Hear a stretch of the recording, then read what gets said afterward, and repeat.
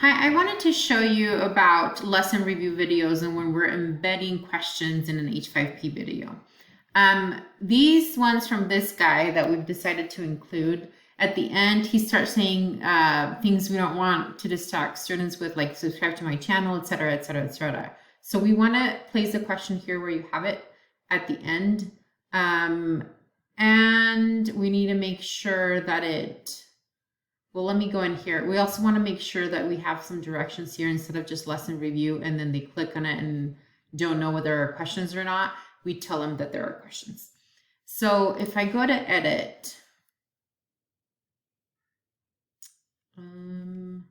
oops. Okay. So if I go to edit, it's taking a while to load there.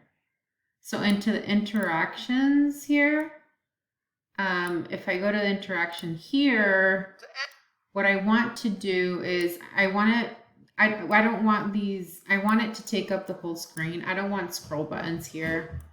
So just make it larger.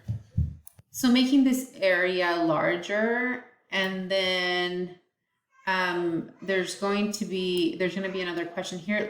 We should try to make this question that here's another issue where this is not large enough. That we need to make that larger so there's no scroll buttons and students can actually read it and respond. So it's not the way it was not functional.